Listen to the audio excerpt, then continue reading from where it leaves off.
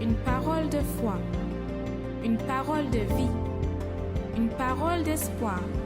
Vous assistez à l'émission Parole de vie.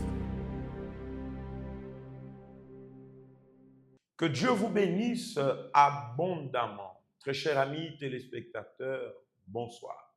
Et que la lumière du Dieu très haut soit votre partage en ce jour. Sachez que le hasard pour Dieu n'existe pas.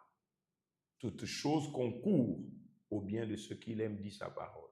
À vous qui nous accompagnez dans votre maison, dans une clinique, dans votre lieu de travail, vous nous accompagnez, peut-être vous êtes allé rendre visite à un être cher et voilà que vous êtes câblé à cette émission. Vous nous accompagnez dans une province, là dans un village, que la bénédiction de Dieu soit votre partage. Vous êtes dans l'émission Parole de vie, l'émission qui vous est proposée par l'Église universelle du Royaume de Dieu. Nous serons ensemble pendant quelques minutes et nous croyons que ces quelques minutes feront toute la différence dans votre vie. Je suis accompagné avec Pasteur Paolo. Pasteur Paolo, bonsoir à vous. Bonsoir, Pasteur Boris. Bonsoir à toutes et à tous. Voilà, nous sommes ici pour vous apporter la parole de vie.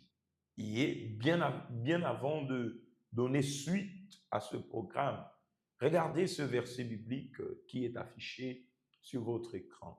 La Bible dit dans le livre de 1 Chronique, chapitre 11, verset 5, « Les habitants de Jébus dirent à David, « Tu n'entreras point ici. » Mais David s'empara de la forteresse de Sion, c'est la cité de David.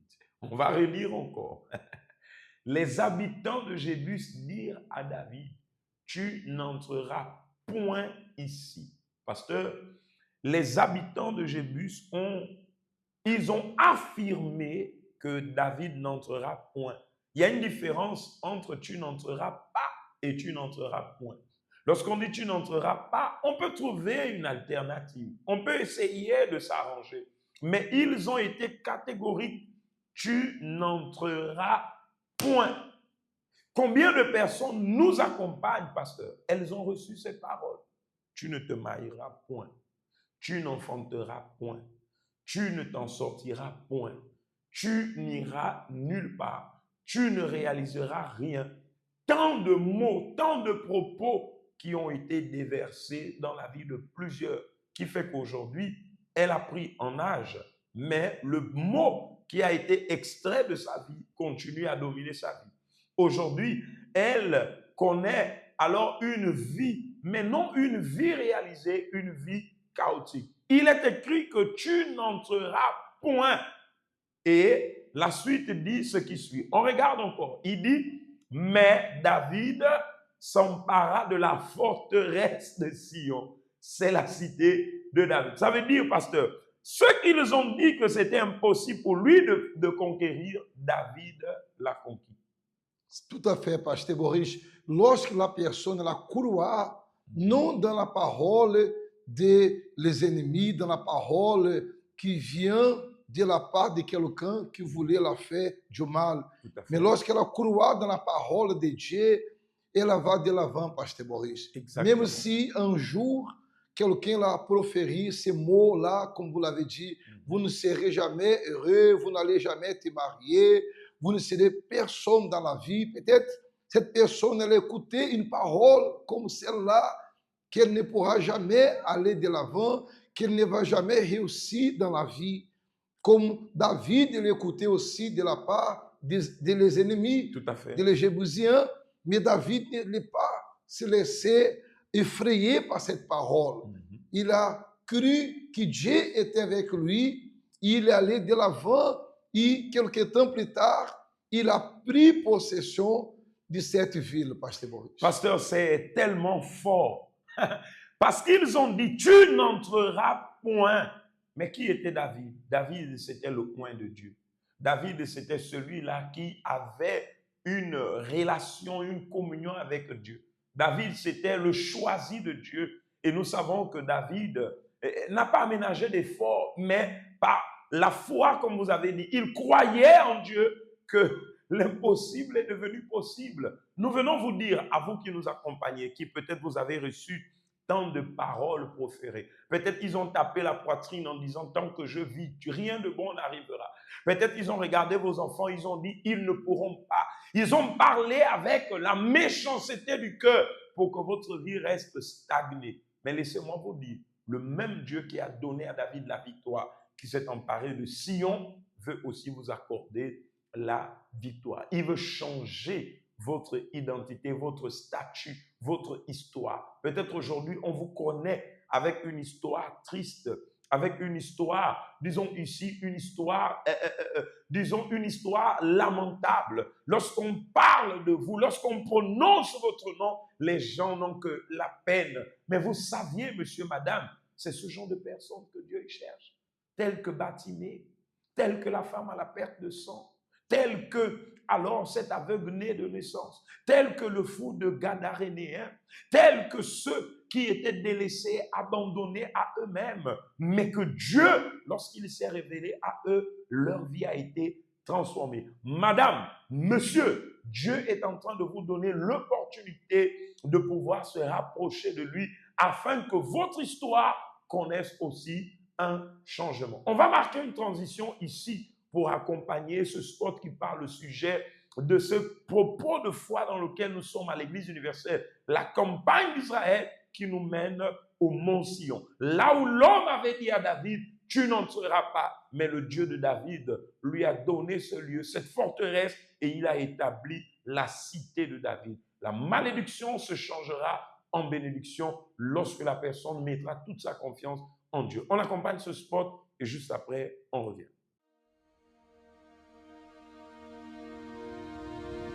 Des vies consumées par une série implacable d'épreuves. Ce qui reste du premier problème est consumé par le suivant. À peine a-t-on le temps de respirer. C'est dans un tel contexte que Dieu envoya un message par l'intermédiaire du prophète Joël. Toute une génération voyait sa réalité s'effondrer sous ses propres yeux. L'abondance s'était transformée en pénurie. Mais la plus grande tragédie ne résidait pas dans ce qu'ils avaient perdu. Elle résidait dans le fait qu'ils s'étaient éloignés de ceux qui pouvaient les sauver.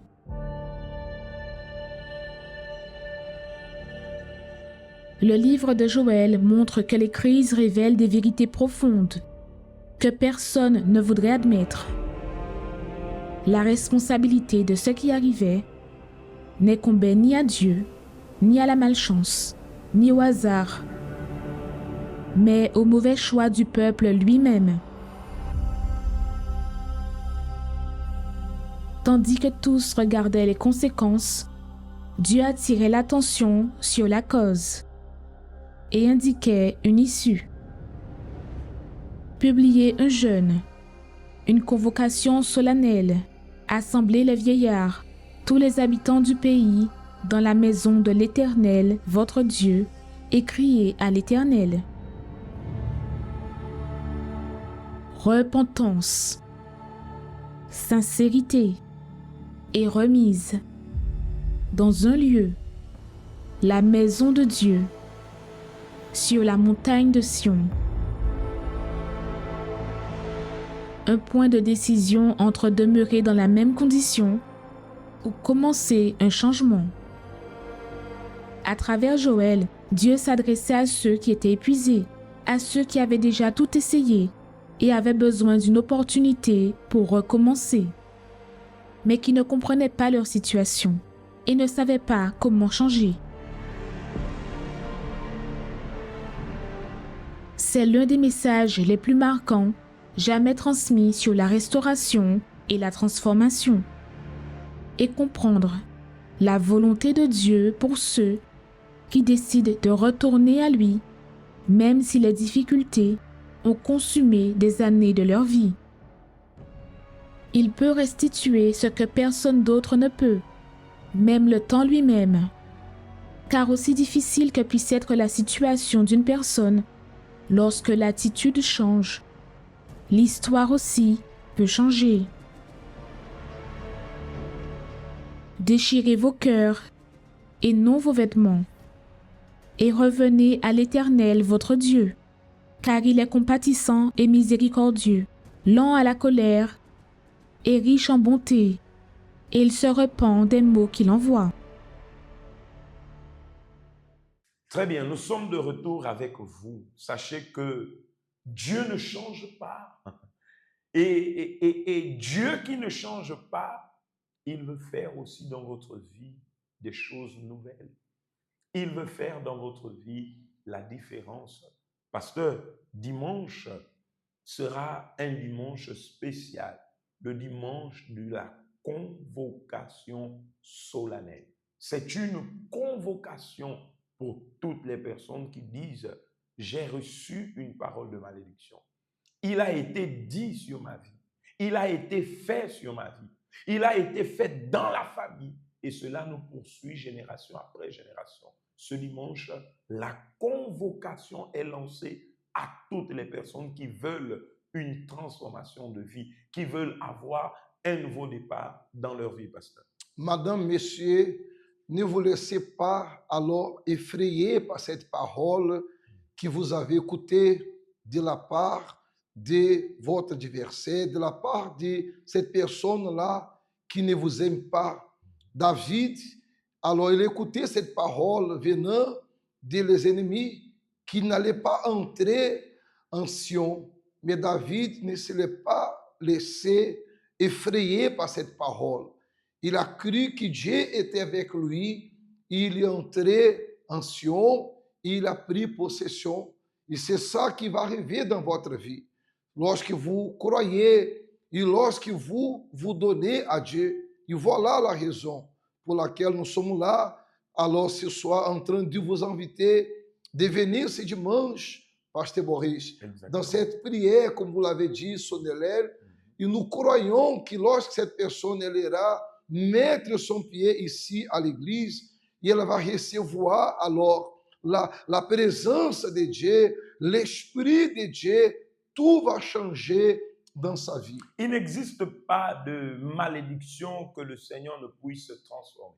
Il n'existe pas de cas impossible devant le pouvoir de notre Dieu. C'est pourquoi ce dimanche, monsieur, madame, le pasteur Paolo l'a si bien dit tout à l'heure, ne soyez pas effrayés de ce qui a été dit. Peut-être vous direz, mais homme de Dieu, ça fait aujourd'hui plusieurs années que cette parole a retardé ma vie. Il n'existe pas de retard pour Dieu. Il n'existe pas d'impossibilité pour Dieu. À l'exemple de ce témoignage que nous vous invitons à accompagner, d'une personne qui vivait peut-être pire que ce que vous êtes en train de vivre, mais qui a trouvé le chemin qui emmène vers Dieu et sa vie a été transformée. Sachez que si Dieu a fait pour elle, il peut aussi le faire dans votre vie. Accompagnons ce témoignage et nous revenons juste après.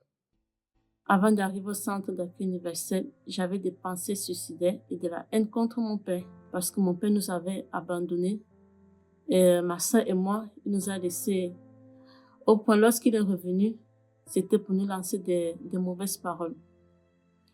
Et cela a engendré une haine contre lui, au point que j'ai essayé même de mettre fin à ma vie 2 fois.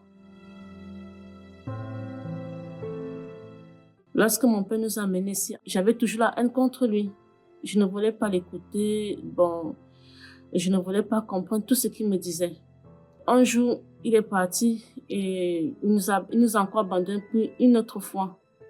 Et on nous appelle, on m'a dit que votre père, il est en prison en Arabie Saoudite. Si vous ne payez pas la caution, on va le tuer. Et moi, je me disais que ça ne me regarde pas, il n'a qu'à mourir là-bas en prison.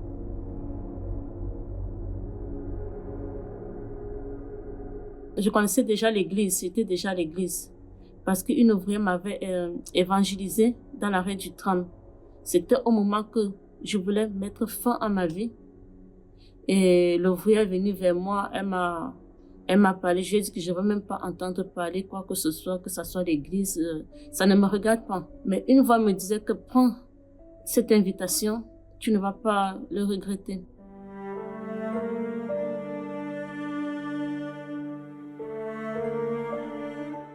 Lorsque je suis arrivée, c'était un dimanche. Je me suis dit, le lendemain, je suis arrivée encore à l'église, je me suis dit, enfin, j'ai trouvé où je peux avoir une transformation dans ma vie. Au fur et à mesure, je venais le mercredi, le vendredi et le dimanche. Et c'est là que j'ai commencé à écouter la parole. Il a commencé à avoir une transformation, un changement total. Par rapport à mon père qui était en prison, il y a eu la campagne de décembre. C'est là que je me suis dit, est-ce que je sacrifie pour lui ou bien je garde pour moi? Donc, j'ai commencé à suivre les orientations, à méditer sur la parole. Même si je ne comprenais pas, j'ai commencé à méditer sur la parole. Et pendant la campagne, j'ai jeûné, j'ai prié, j'ai sacrifié. Et ça n'a même pas fait un mois. Lorsque je suis montée sur l'autel, ça n'a même pas fait. Mon père, on m'appelle, il est sorti. C'est lui-même qui m'a recontacté, qui me dit que ma fille, il faut qu'on se parle. Je sais que je vous ai fait du mal, toi et ta sœur, je vous ai fait souffrir. Et là, aujourd'hui, mon père et moi, on se parle tranquillement, on s'appelle. Et un jour, le pasteur a parlé du Saint-Esprit. Donc moi, je ne connaissais pas que c'est quoi le Saint-Esprit. Le pasteur a commencé à parler, le pasteur a commencé à dire que si vous voulez donner votre vie à Dieu, il faut avoir une transformation totale. Donc j'avais déjà sacrifié. Et je me suis posé la question, pourquoi je ne veux pas faire aussi pour le Saint-Esprit? Les amis que j'avais avant, je les ai mis tous de côté, les fréquentations, tout, j'ai tout bloqué. Et là, j'ai commencé à chercher le Saint-Esprit. Je cherchais jour après jour, tous les jours, sans arrêt. Et je ne savais pas qu'avant la veille, que Dieu m'avait déjà transformé à l'intérieur parce que je voyais déjà un changement total. Il y a eu la veille de fin d'année. C'est là que je me suis dit, aujourd'hui, je ne veux pas rester un an de plus encore la même personne sans connaître le Saint-Esprit. C'est là que Dieu m'a baptisé du Saint-Esprit pendant la veille. Là, aujourd'hui, Marceline, je suis une personne transformée.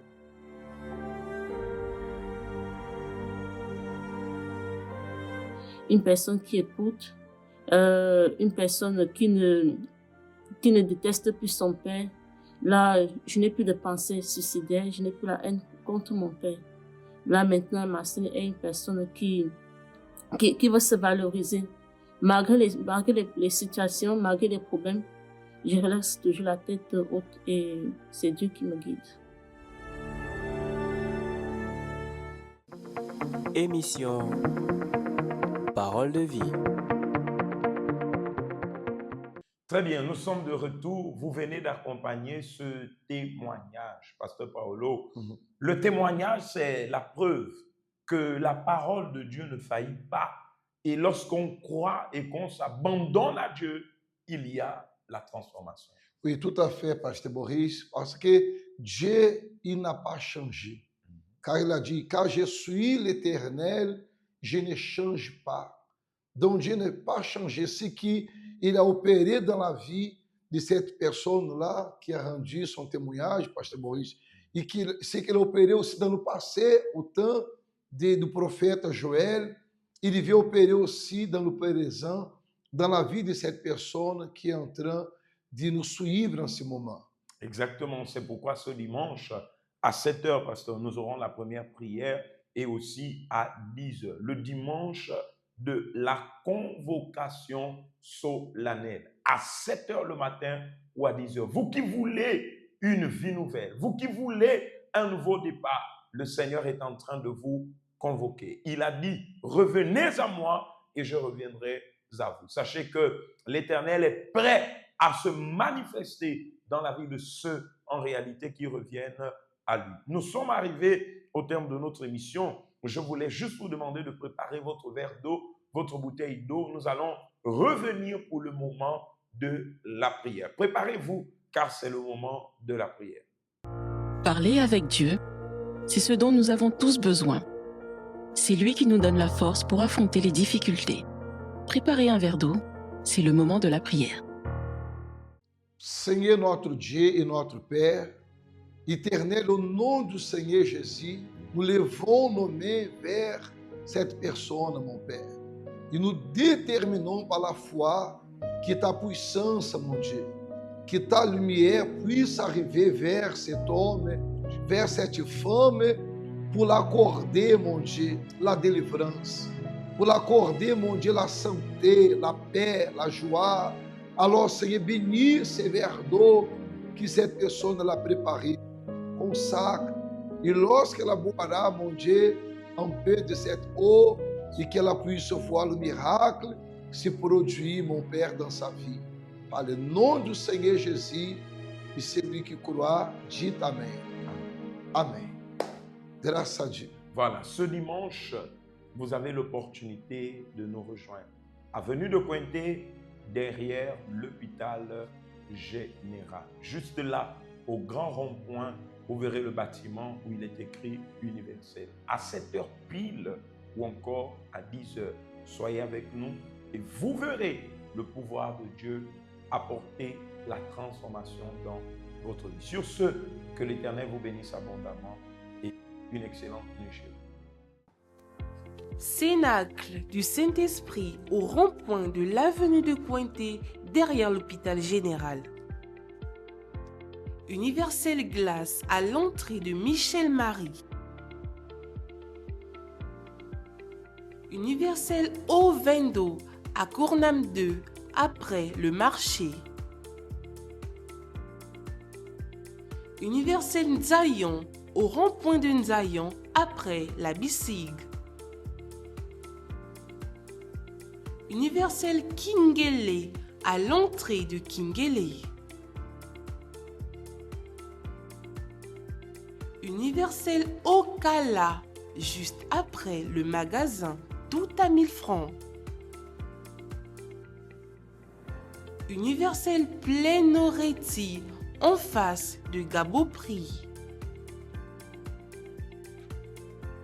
Cellule du Cap au premier campement entre le poste de contrôle et le marché Petit Akandé. Universel PK11 en face de l'entrée de Mélène. Universel Bongos en face du château.